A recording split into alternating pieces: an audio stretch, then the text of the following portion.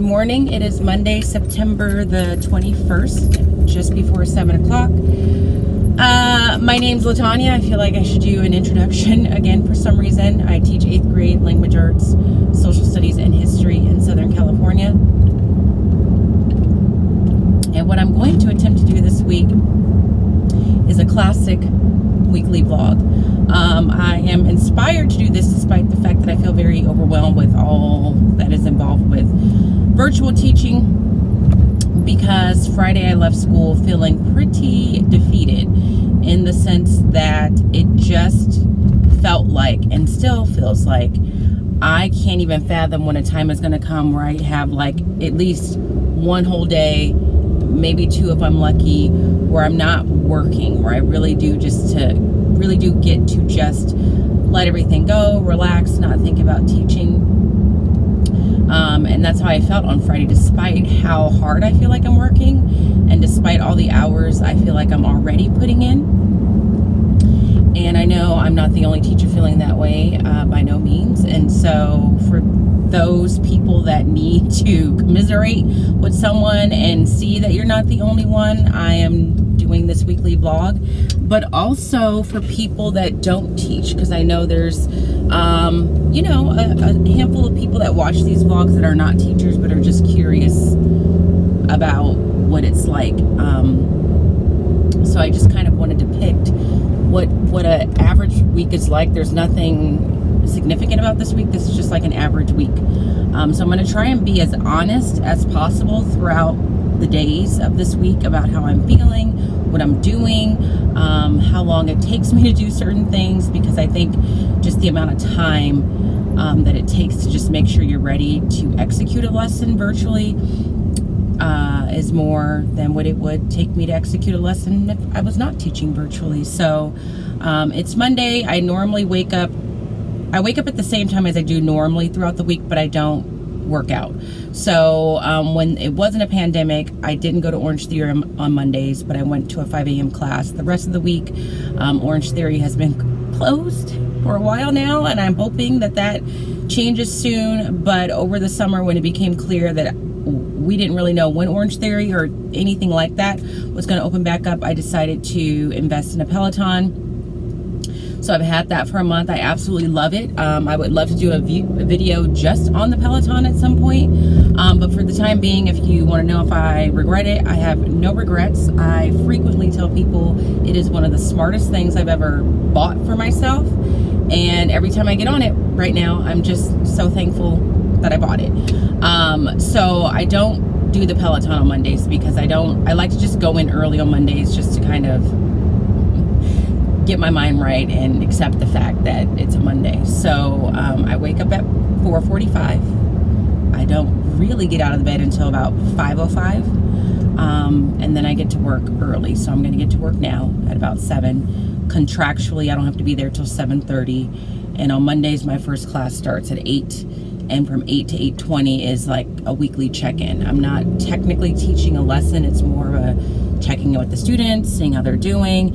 In a perfect world, I'll get a social emotional lesson taught, but that is still a work in progress. We're hoping that the school counselor can kind of create some pre-mate lessons for us, or have one of the interns do it.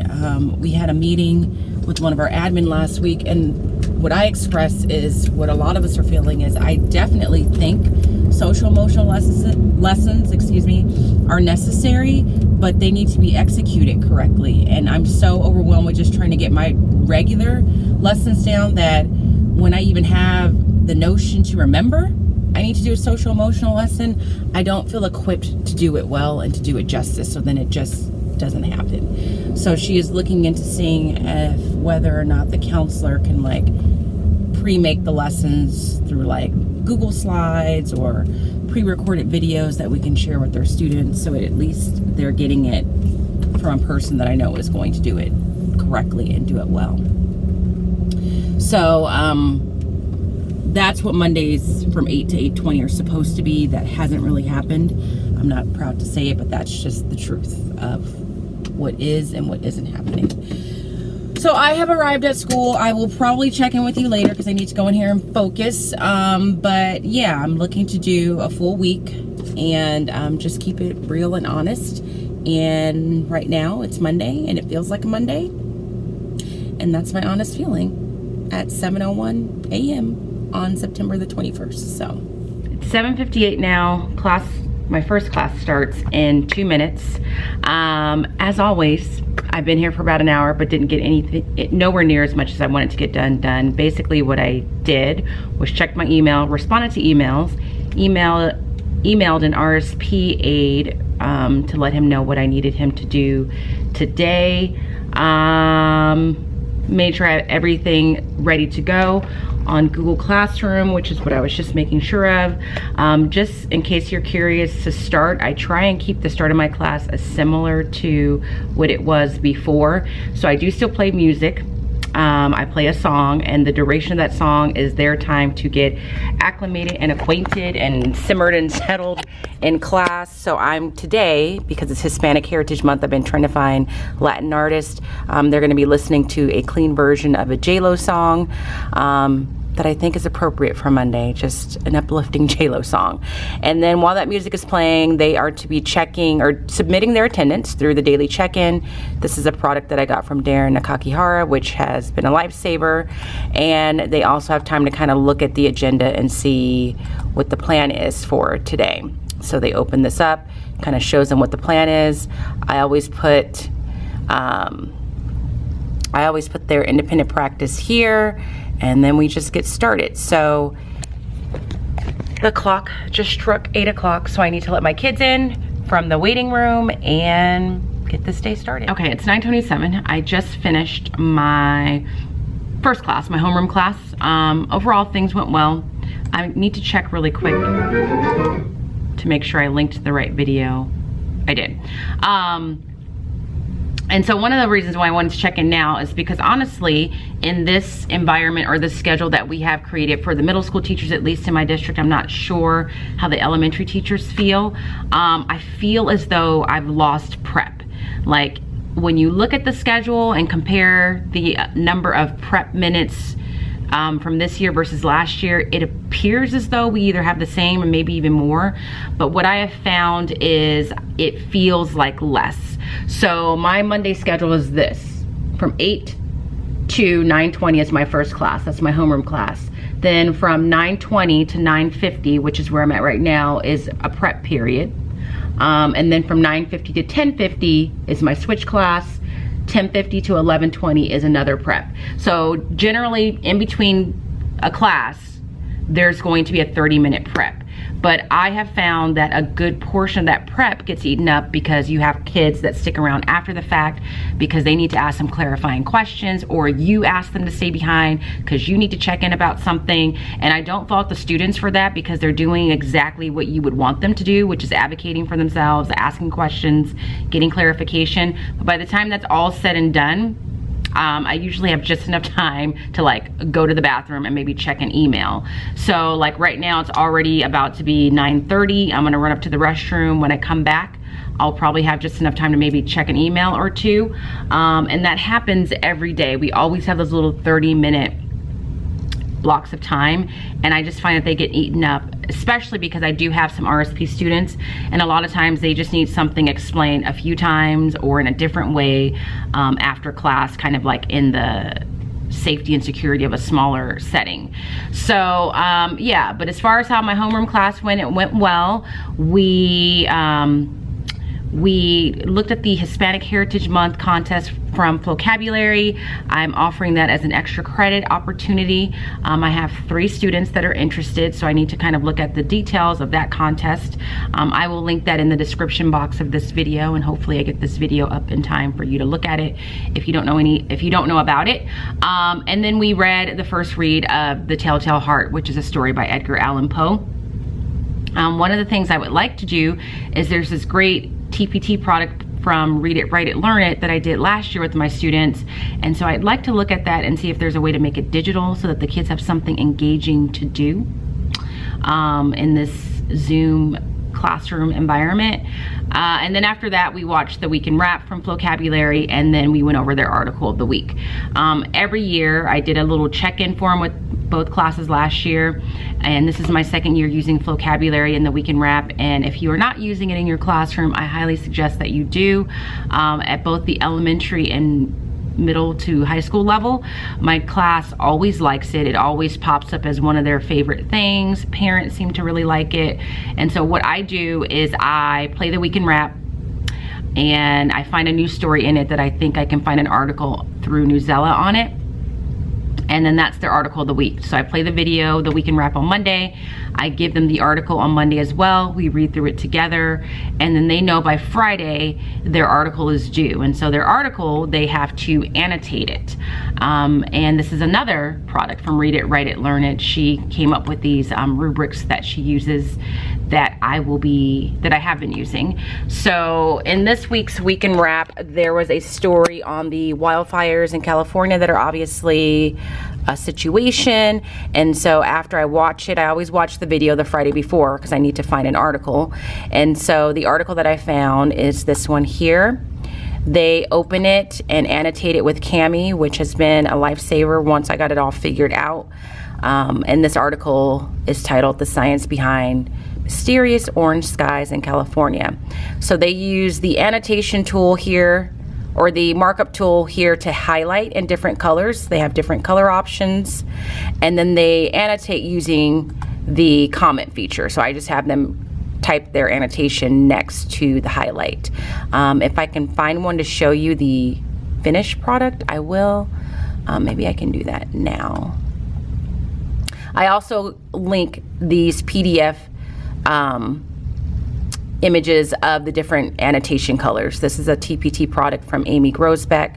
I will hopefully remember to link that for you guys because I always get asked about it anytime that I show it. But this is what a finished one looks like. Let's see. Okay, so this would be an example of a finished one. So the student has highlighted, and then off to the side, let me see if I can do this without sharing their name. Off to the side, that's all I can show. You can see these are the comment boxes with that student's annotations, and I graded there. So let's talk about something that's positive about virtual teaching. The positives are, I love that all this is digital. Like, I love the fact that now I can just grade stuff like this on the computer using the comment bank feature from Google Classroom. I love that I don't have stacks of paper everywhere that I'm shifting around, that I might misplace somewhere. I love that because it's through Google Classroom, I never have to remember when was that assigned. I never have to question when did they turn it in, because everything is date stamped. So the positive out of all of this is when this time comes to an end and we're back in session in person, so much of what I do will probably just stick or stay digital, because I'm a believer. Not that I wasn't before, but I just wasn't forced to have to make things digital before, so I wasn't really reaping the benefits. And now that I'm forced and I'm reaping the benefits, I'm all good with it. So it's 9:34. I have about 15 minutes, so I'm gonna run up to the restroom. Well, first, I'm gonna get everything set up now for my switch class, run up to the restroom, and get ready for round 2.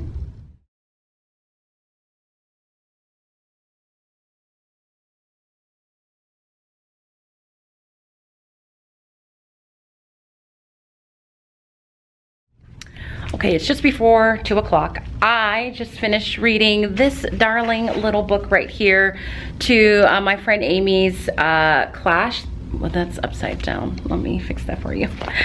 This book right here. She teaches in a different school district, but her and I used to teach together at my previous school before I moved to middle school. And she asked if I would share a book with her students, and she gave me some suggestions. She teaches I think it's K through 5th SDC. So I asked her if she had any suggestions, because I wanted to make sure I read something that was age appropriate and appropriately picked for the developmental abilities of her students. So she suggested this and sent this to me. So I shared it with them. I'll show you what I shared. So I read the story. I gave them a little background information on myself as a little girl and my hair. So if you don't know anything about this book, it's called Princess Hair. It's written definitely for very small children.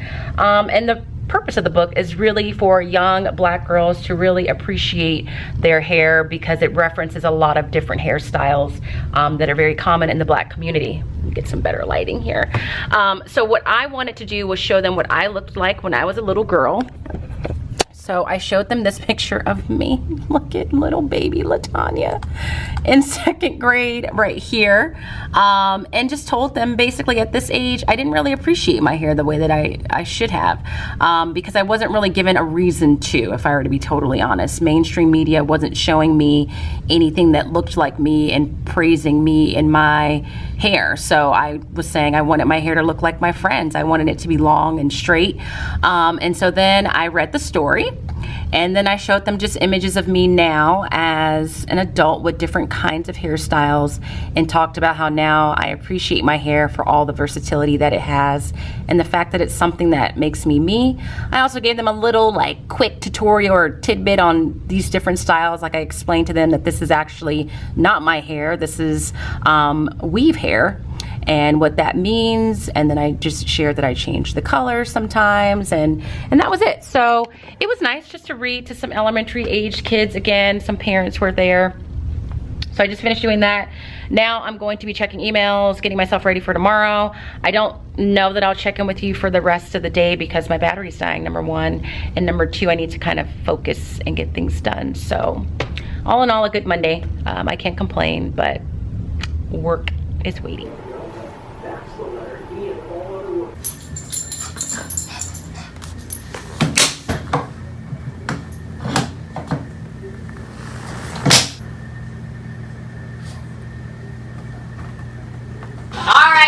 Let's do the thing. We are here for a 45-minute live DJ ride. My name is Robin. This is my friend and family.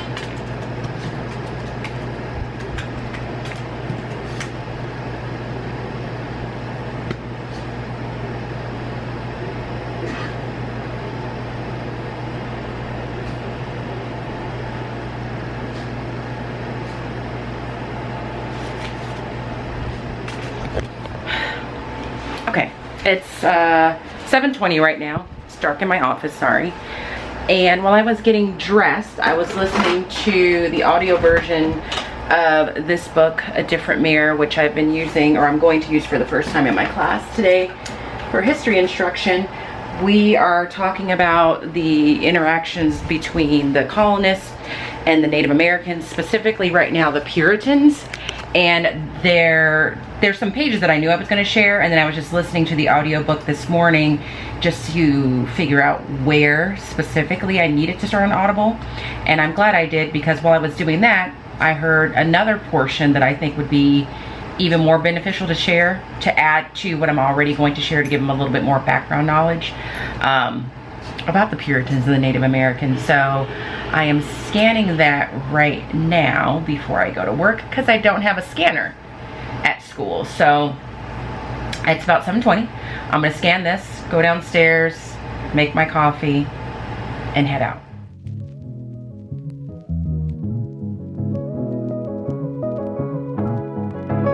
Great, it's 8:24.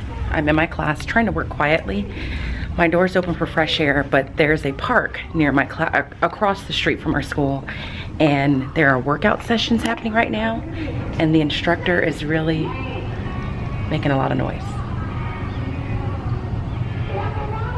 I don't know if you can hear it.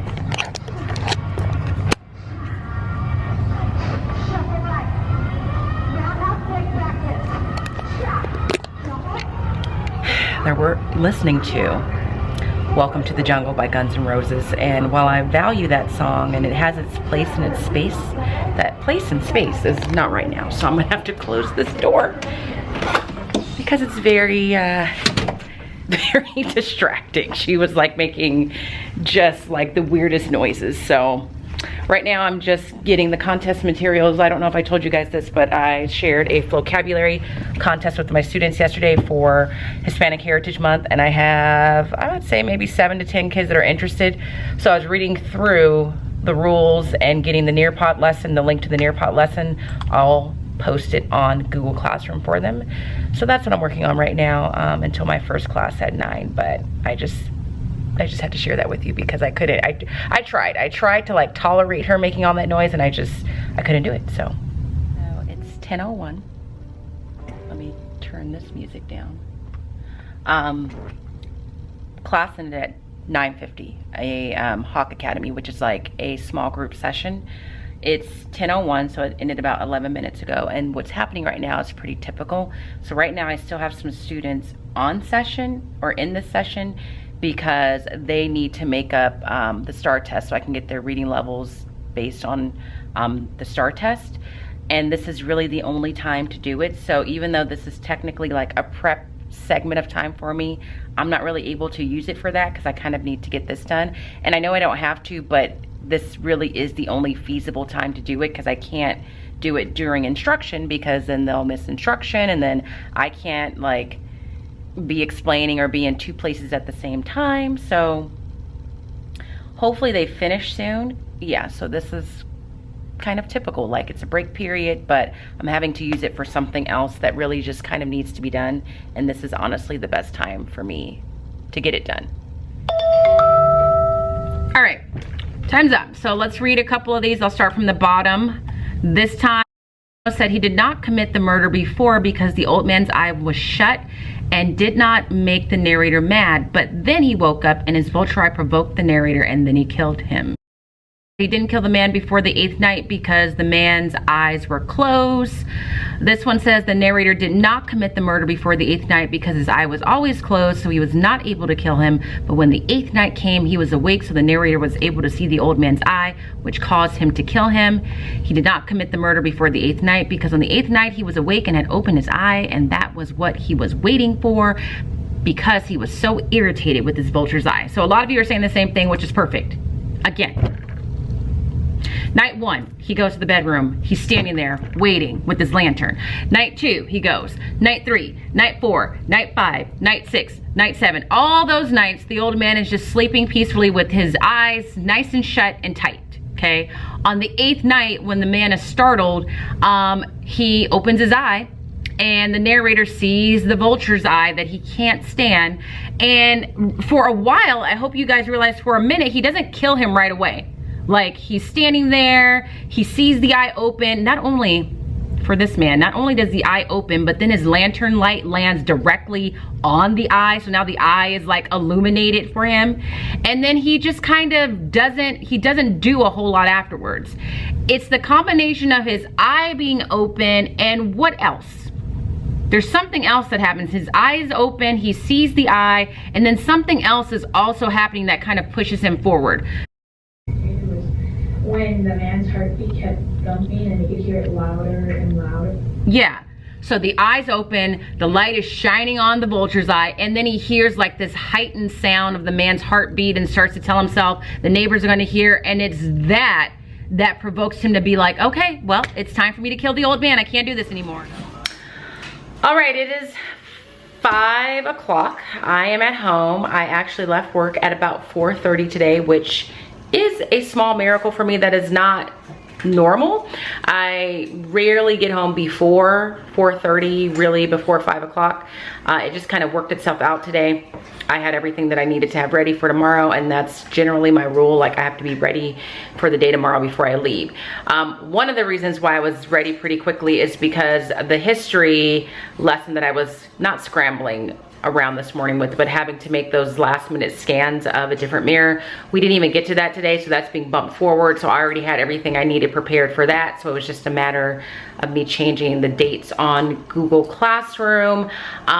We finished talking about the Telltale Heart in terms of the first read today. So I do study sync, and there's always like a first read, a close read, some skill lessons. So we finished up the first read today. And I integrated Nearpod for the first time with my Google Slides. So I have used Nearpod before, but I've only used the lessons that they had created before. Today was the first time that I integrated Nearpod features into a slides presentation. It worked pretty well. I used that as our discussion, just something to keep the kids active while we were talking and not just kind of daydreaming. So that went well. So we're gonna take a break with language arts tomorrow because I don't wanna give them a first read assignment, which is what they have as independent practice today. And then tomorrow, another one with the close read. I just kind of wanted them to have a little bit of a break. And and I needed to buy some time with some history. So there wasn't a whole lot for me to prep and scan and get ready. So that was good. The other thing that was due today is my grades had to be officially finalized. We are at the 6-week mark, or we hit that 6-week mark Friday, which means progress reports are going out, which means parent-teacher conferences are coming up next week. So yesterday after school, I had to get all that set up with my partner teacher, Jenna. We had to set up the Sign Up Genius, get all the links sent out, get the directions sent out to parents. And so the grades had to be finalized and ready to go by the end of the day today, which I did. I had my friend Taylor come over and help me, because certain things, like, I just can't retain the information, or I don't know. So when I worked with Liza, like, there were certain things I just knew I would never remember how to do, and she kind of remembered for me. And so the grade books, especially in the middle school setting, is one of those things. So I had to have Taylor come over for moral support to make sure I did everything correctly. We think that we did. We're about 99.9% sure, because with hybrid models and virtual models, our grading system, like the grade books, they're not the way that they normally are. So it looks like I have everything done correctly, but you never know. So that's how my day ended. After this, I'm probably gonna stop vlogging for the day. I'm at home. I just finished getting my clothes out for tomorrow. So as soon as I get home, after I let the dogs out, I always just get my clothes out, ironed, hung up, accessories pulled for the next day, because if I don't do it then, I probably won't get it done. Now I'm downstairs. I'm getting ready to pack my lunch for tomorrow, make my iced coffee for tomorrow. The dogs are snacking right there. And then I'm supposed to cook this Blue Apron meal, which I probably will. The only problem is I'm really hungry. I think I'm just hormonal. And a seared chicken kale salad just doesn't feel like it's gonna cut it. I'm going to make it, but I think I'm going to get a pizza to go with it, so I can have some pizza and a salad. That's what I think is gonna happen. And then the rest of the night, I'm going to get caught up on some grading that I need to get caught up on. So that's how my Tuesday went. Tomorrow's Wednesday. I will bring you along, because I'm trying to make sure I capture a full week. But overall, in terms of teaching, the day went well. I just really miss in-class instruction.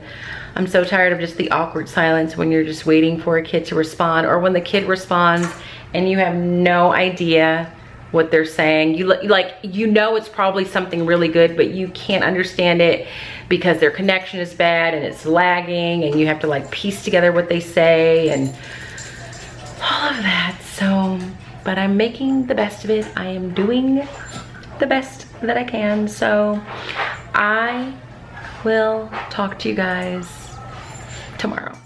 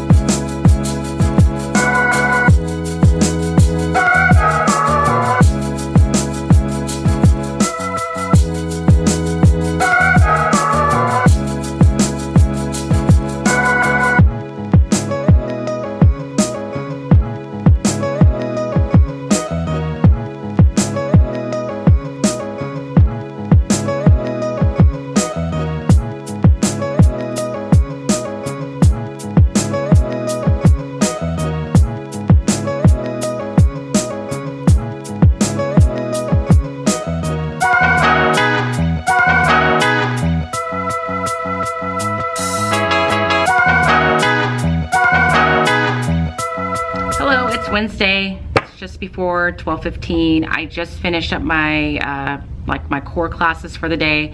I have my homeroom class from 8:20 to 9:20. Then I have a 30-minute prep. Then I have a social studies session with my switch class, 30-minute prep, and then a language arts session with my switch class. And now I'm on that 30-minute prep. I didn't do any language arts instruction today because we were at a good place to pause for a second with the Telltale Heart.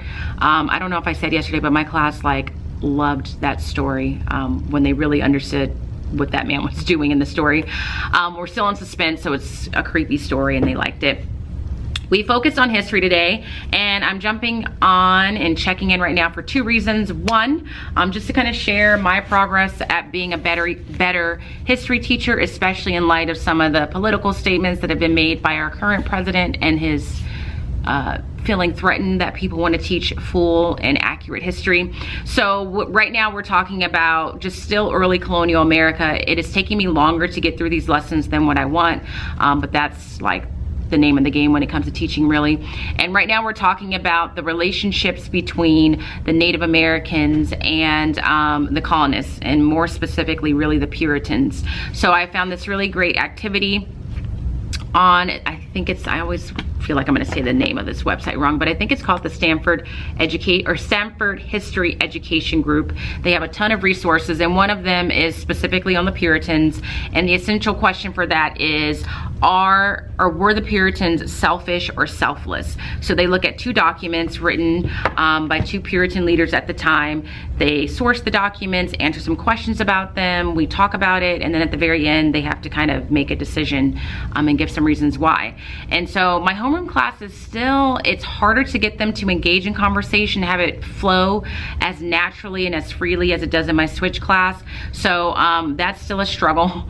But in my switch class we had some really good discussion. Like I gave them time to kind of think about it on their own. I put them in breakout rooms to kind of share their thoughts, and then brought us back as a whole group and we discussed, and it really felt like we were in some kind of high school / college course. And so even the RSP teacher that joins my class on occasion was like, wow, they had some really good conversation. They were really in it, and it felt like a study sync video. If you teach study sync, you know those videos that you show that is supposed to model academic conversation for students, and sometimes those videos I'm like, I wish that is what I was seeing in class. But today it really did feel like that. So I told them that I was really proud of them. They got to pull a stick out of their kerplunk jar, which is right here. They are very close, I think, to dropping the marbles. It's a very precarious situation in there. So that went well. Now, the first round with my homeroom class, we did the same thing, and I'm telling you, every tech issue that could have happened, happened. Nothing major, like Zoom didn't crash or anything, but I'm using Cami, which I have grown to love. Now, if you don't know, Cami basically allows you to take PDF documents, and kids are able to highlight, annotate, write on them, and it works pretty well most of the time. It can get a little finicky, and today it was super finicky. Like, I couldn't highlight, I could barely type on it, and so we just kind of had to make do with that. So we listened to some pieces of text from a different mirror. I scanned them at home. I think I took a clip of that and put it on Google Classroom. I think the reason why it was not cooperating on Cami is I think I may have forgotten to download them as PDFs. And so that may have been the issue, or it could have just been Cami was not in the mood today, and that is very possible. So we read little pieces of chapters from here that specifically talked about the interactions between Native Americans and the colonists, mostly talking about the Puritans, how it evolved, and how in the beginning the relationships were relatively peaceful and mutually beneficial, and how over time it was no longer that, because the colonists were using force to really get what they felt they needed, wanted, and deserved. We followed that up with the crash course video, and so for independent practice tonight, they'll be taking an EdPuzzle video on that crash course video. And they were just like, in the switch class, one of my students said, I don't think they're selfish and I don't think they're selfless. I think they were just human, which was just great, and we kind of talked through that. So I'm on a break right now. My next class is at 12:50. That's my Hawk Academy class, which is a small group instruction class where I kind of work through some assignments with them in a smaller group setting. And then I'm done for the day. Well, no. Then I have a leadership meeting at 2:30. And then I'm done for the day. So tech issues, but I'm still feeling okay. I also decided to make a little change. So this is my setup right now. Okay, remember this, if you watched my little mini makeover video, you saw this cart that I got from Home Goods that I bought because I thought I was gonna have to be traveling as a teacher. Like, we thought we were gonna have to move to different classes, and have all of our materials with us all the time. That doesn't look like it's happening right now, and I was too lazy to take this cart back. And today I thought maybe if I put my Chromebook here, that'll give me a little bit more desk space to work with. So normally this is sitting there, which really makes the desk space very minimal, which makes me feel cramped when I'm using my mouse, or if I need to put something down, I don't really have the space. And so I put it here and it works perfectly. So it was God's way. That's why God didn't want me to take that back, because of that. So I'm going to do some clerical work, check some emails, respond to some emails, maybe get a very small amount of grading started. Then I'm going to do Hawk Academy. Then I will have my leadership meeting, and then I'll probably check in after that and be done with you guys for the day. So I'll see you later. Time for a moment of honesty. It's 5:39. I'm still at school, as you can see. So yesterday, me getting home by 4:30 really was unusual. I think I checked in with you just before or after, I think just before I was going to teach my Hawk Academy class. I think I was on my lunch break. So I had Hawk Academy, where I should have about, I don't know, 10 to 12 students. Only one student showed up to that, which is not a good thing. So I had one of the teacher that assists me, email all the students and their parents, and or call, I'm not sure if one or both was done, to let them know you're supposed to be in a Hawk Academy right now and you're not. From that, I think 3 additional students started showing up. So we worked in a much smaller group than what we were supposed to. So that's frustrating, because the kids that are supposed to be there for a reason, like to get that support. And then after that, I had about 40 minutes or so, and I checked email, submitted my attendance, went to the restroom, and I think that's all I got done.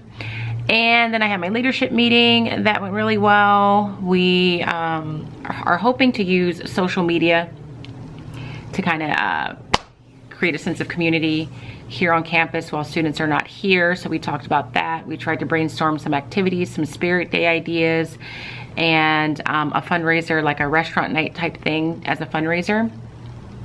We did a little community building, get to know them a little better. We had some fun with that. And then I spent some time after the meeting talking to a student and his mom who happened to be there, because she is also a teacher and works or like advises or helps with leadership at the school she's at, and she was giving me a lot of good resources that they're doing at their site. So that took a little bit longer, which is fine, because I needed that information and I feel a little bit more motivated, because the challenge is really trying to make this leadership class meaningful to them, and it's proving to be a challenge just really with time. Then I started getting ready for tomorrow, which is what I'm doing right now, which is what prompted me to turn on this camera, because I literally feel like I want to cry right now. Not because what I'm doing is exceptionally hard, but because I'm tired. And it's one of those things where I'm like, if I was not teaching virtually, I would not have to be doing this right now. I would probably be at home right now, because I wouldn't need to put all this stuff together. So what I'm doing is I'm creating jam boards for, I'm so tired I can't even like get a sentence together. I'm creating jam boards for a discussion that we're gonna have in language arts. So we're reading The Telltale Heart. We use Steady Sync, and tomorrow we're doing the close read of it. And there's questions that go along with that. And so because I need to make this a little bit more engaging than me saying open up your book, and I can't say open up your book and discuss with your group using this, you know, cooperative strategy, I have to create that environment as best as I can. And so what I've been doing when we have a close read or I want them to discuss is I've been using Jamboards to put the questions there. They do have the questions in their book, but again, I'm not going to say read question 1 and answer that. So I type the questions on these Jamboards. I put a graphic that's related to the story. So these are all images for The Telltale Heart. And I assign each group 1 question, so that I have 6 groups. So group 1 would do Jamboard 1, group 2 would do this one, group 3 would do this one, group 4 will do this one when I get that typed. And I think the thing that's making me want to cry, as I try and put you guys down, is A, that I'm tired and I just want to go home, even though I know like getting this done will make my morning tomorrow easier. And B, it's just, time consuming, and C, I have to do this twice. I have to make this twice because I can't just copy this Jamboard. And I think that you can't even copy text from a Jamboard is what it seems like. And if I'm wrong, please let me know. So I'm like on question number 4 and there's gonna be 6. And so I'm having to toggle back and forth between the Jamboard and where the questions are and like retype them. So I'm having to like read it, type, and I just want to go home. I don't want to do that. So the purpose of this week's vlog is to share moments like this that you wouldn't necessarily know or understand if you are not actually teaching virtually, when teachers are like, I'm so tired, or everything takes longer. This is an example of that. I wouldn't be doing this. What I would normally do is I would have them sitting in their cooperative groups in groups of 4. And tomorrow I would say, open up your Study Sync book to this page. And you're gonna use this Kagan structure or this cooperative learning structure to answer these questions. And that in and of itself is engaging because they're talking, they're interacting, they're near each other. They're doing a little socializing. But again, I have to create that on Zoom. So yes, I definitely could say, everybody individually open up your book, turn to this page, read this question, and then just call out and ask for responses, but that's boring. It's boring for them and it's boring for me, and I don't want to watch that. And they, both classes, not everyone loves it, but they indicated that they wanted more opportunity for breakout rooms because it just makes them feel more involved. They get to participate more in a smaller setting. They get to socialize, and those are all things I agree with. So that is why I turned the camera on. Add to that, I have a ton of grading that I need to do, that every day I'm like, okay, I'm gonna get home and get the grading done, and I never get it done. So not only am I tired now and irritated that I'm doing this because I'm so tired, but I also know I'm gonna go home, get my clothes out, pack my lunch, shower, eat dinner, and then I'm just gonna continue to work until probably 10 o'clock when I go to bed, because I have to wake up at 4:45 in the morning to work out. That's why. And I don't even have kids. I don't have a husband. I have 2 dogs that I have to tend to when I go home.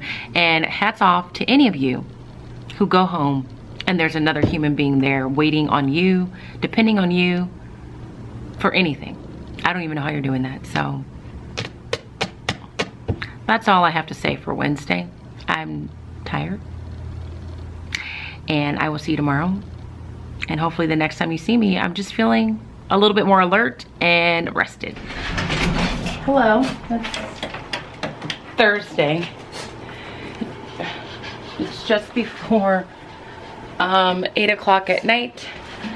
I've been home for maybe close to a couple of hours. I just finished cooking, cleaning. I got my clothes out for tomorrow a little bit earlier, and now I'm getting ready to take a shower. I just have like a lot of random things out of place right now. That's why I'm moving around a lot. I wasn't gonna vlog at all, but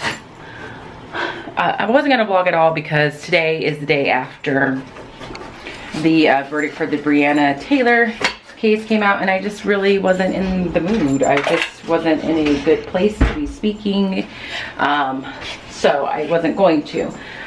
But I am just quickly here to say that, because I'm trying to keep it real about, you know, what virtual teaching is like and what it feels like and what the days are like. And this is one of those days where I'm tired. It's 8 o'clock at night. I'm really tired. And I'm gonna eat dinner right now, or I'm gonna take a shower first and then eat dinner, and then I'm going to work in my office. And I thought I would share, because I had a student, I teach 8th grade, as I said earlier, who emailed me earlier today. He didn't mean to be rude, but like the tone was very curt and short, that said, basically, can you please update grades? It's been 2 weeks since you've updated grades. And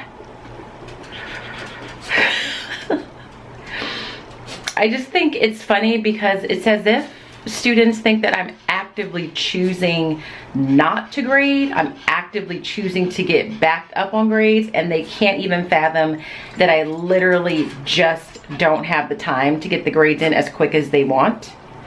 And if they only knew like how little time we have, they wouldn't send those emails. And so I want to get the grades done. I want to get grading done because I don't want to have this mountain of grades backed up. But it's just hard, and I don't even know where the time goes. I'm using my time productively. I'm not playing around. And still, it's just not enough time. So I'm gonna eat dinner, and I won't be able to just eat dinner and relax and watch TV and just wind down. I'm gonna eat dinner, and then I'm gonna go upstairs and try and get some grading done. And it's not gonna be enough for me to feel totally caught up when the weekend comes. So tomorrow's gonna come, the weekend's gonna come again. And I'm not gonna feel like I'm in a position to just kind of relax for the weekend, because if I don't do any grading, I'll get even more behind. Plus, next week is parent conference week. So, this is what causes me to feel hopeless and overwhelmed. And it's worse with virtual just because there's just so many other little nuances and other things that you're doing now that you weren't doing before. And I can't wait until Thanksgiving break right now. I just need some time. So that's all I have to say. I feel like I'm Debbie Downer right now, but I am just in a mood because of everything that's going on in the world and the things that have transpired in the past 24 hours and the social climate and all of that, and just being tired as a teacher. So hopefully tomorrow I'll wake up in a little bit more of a peppy spirit. It's Friday. I get Starbucks on Fridays, so hopefully that will help the situation, but I will check in with you guys tomorrow.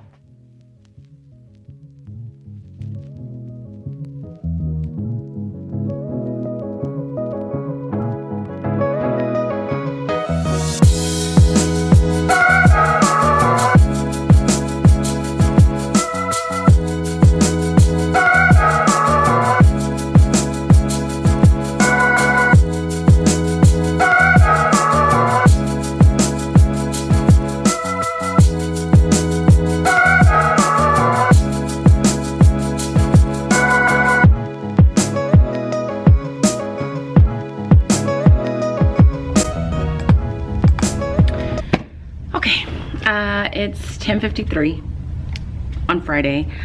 First things first, am I feeling better than yesterday? I am. I'm proud of myself last night. I think after I spoke to you, I had just finished, or I think I had finished cooking dinner and I was getting ready to shower and eat dinner. And after dinner, I mustered up enough energy to go upstairs and do a little bit of grading. I think I spent maybe about an hour or so, and went to bed at 10 o'clock. And I was surprised because I really didn't think I would have the energy to do that, but I did. This morning I got up a little bit earlier. I woke up at 4:30 because I needed to be on the Peloton bike exactly at 5 a.m. because I was riding with a friend and a coworker that works here, and I didn't want to be late. And so we rode together. I just took a 20-minute class, which is rare for me. I don't even like taking 30-minute classes because I feel like they're too short. But I took a 30-minute class with her and did a little extra 5 minutes.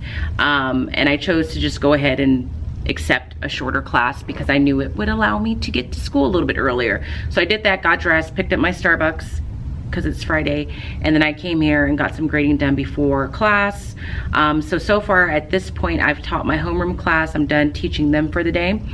And then I had a break, and I just finished not too long ago teaching the first round, or having the first session with my switch class, which is supposed to be devoted for social studies / history. But we watched the animated version of The Telltale Heart first, which is about 8 minutes long. Just for the fun of it, the kids seem to enjoy it. And now we're in the middle of doing an Edpuzzle video together on the American Revolution. So I went back and forth on this particular topic in history because I don't want to spend too much time on the Revolutionary War. I feel like that was a big mistake that I made last year. I spent way too much time on things like the Revolutionary War, the Enlightenment period, things like that, and that prevented me from getting further in U.S. history towards like the Reconstruction, the Civil War, and things like that. So I'm really focused on like scaling down where I can.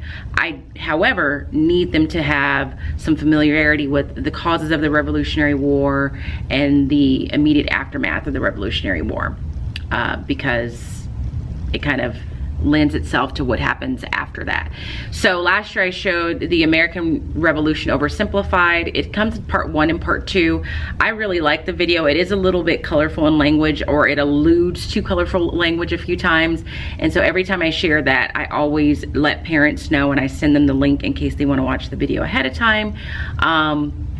And tell them, if you don't want your child to see it, let me know and I'll make other arrangements. And I've yet to have a parent say, no, I don't want them to watch it.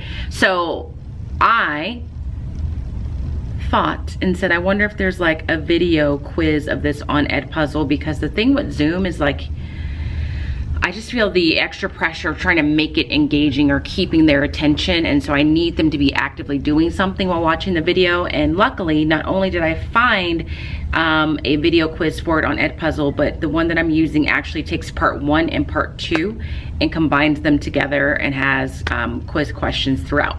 So we're taking the quiz as a class, and it's a motivator because I told them, I let them establish what class average they wanted to set, meaning like how many questions will we get right as a class.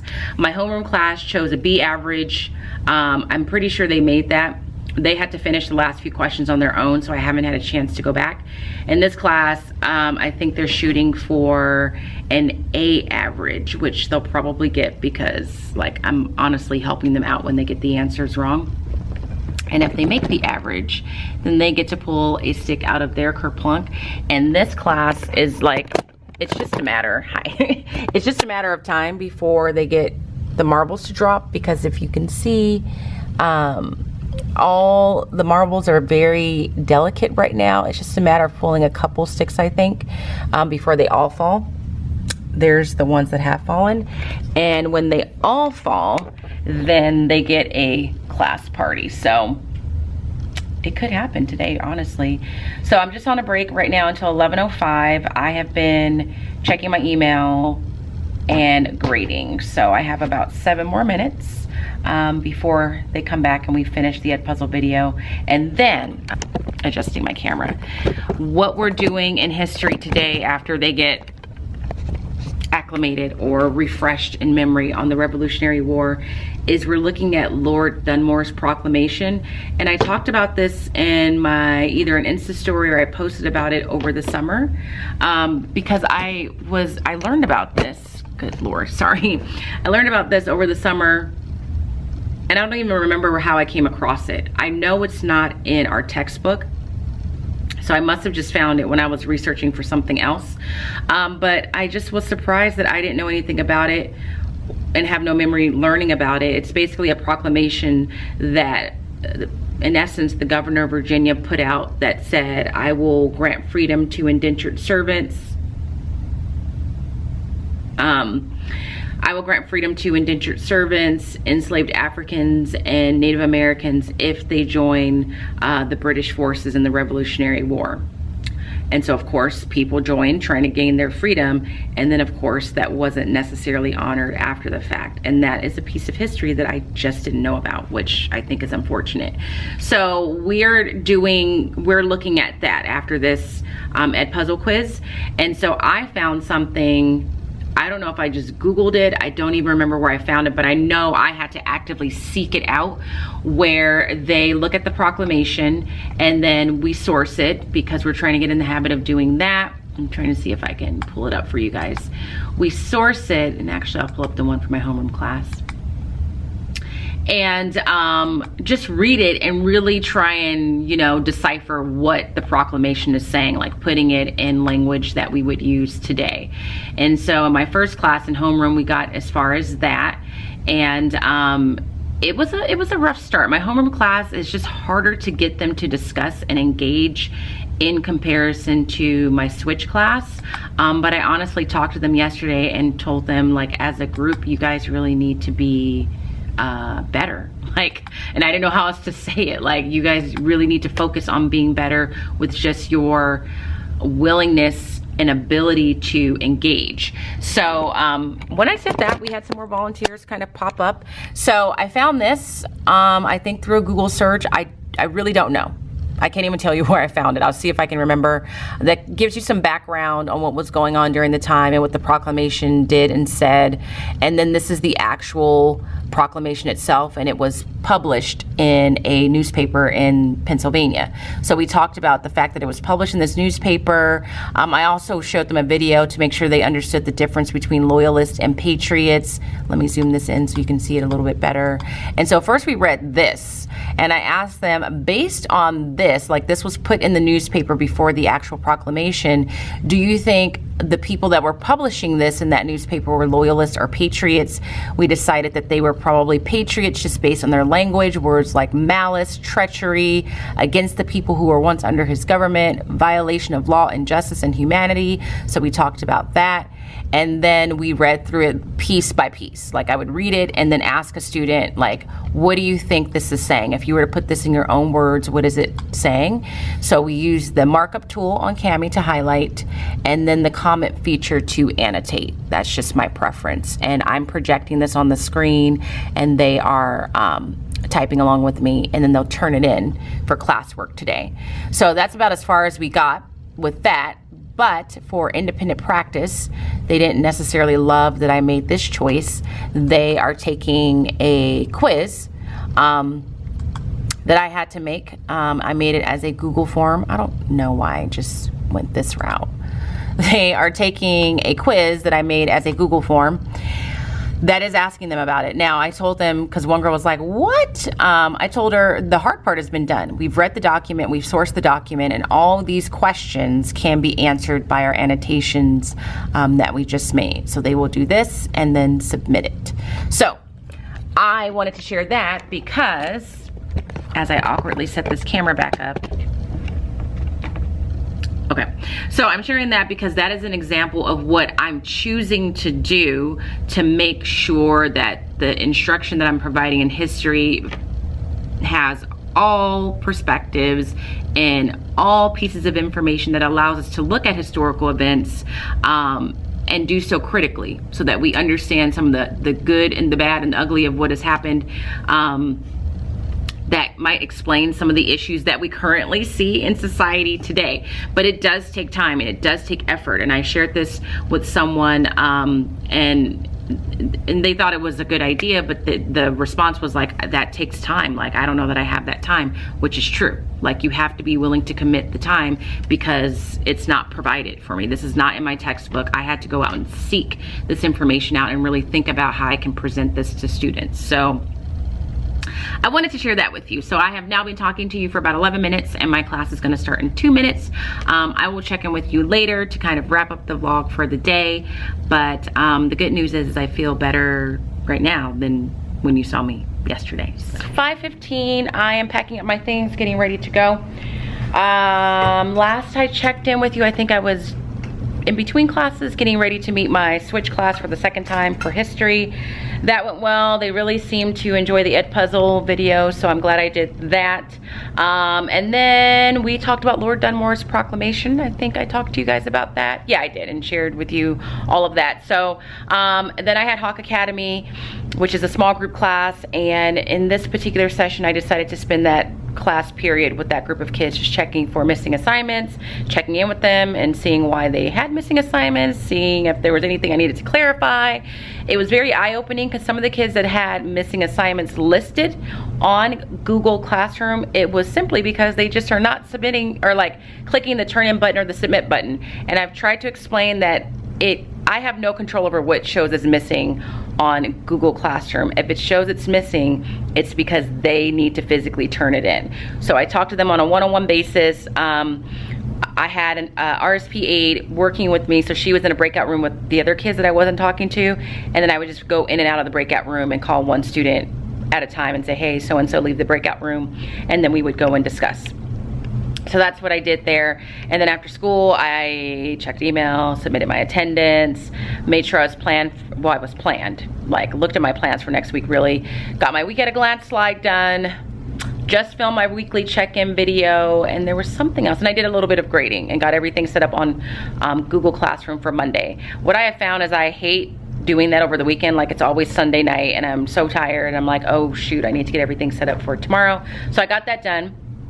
And honestly, what I'm getting ready to do is I'm going to get some chips and guacamole from Chipotle and a Starbucks because I need to go home and work. I have a lot of work to do. I have to get caught up on some grades, and I have 2 YouTube collaborations that I need to work on, and some other things that I need to look at, so I just need to get it done. Just the bottom line. I'm not even gonna be sad about it.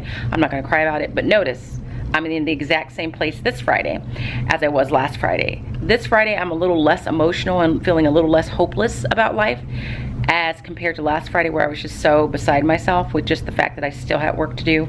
I don't feel that way right now, which I'm thankful for. So I'm gonna go get some chips and guacamole to go with my leftovers, get a Starbucks, and take a shower, get comfortable, and just work until I feel like I can't anymore. So if you enjoyed this vlog, please give it a thumbs up. If you're not subscribed, make sure you do. If you're not following me on Instagram, make sure you follow me there, because I'm way more consistent right now there than I am here. And I hope to do some more vlogs in the future, but again, it's just kind of depending on how much time I have and what content I think I want to share. So thank you so much for watching, and I will see you guys in the next one. Until then,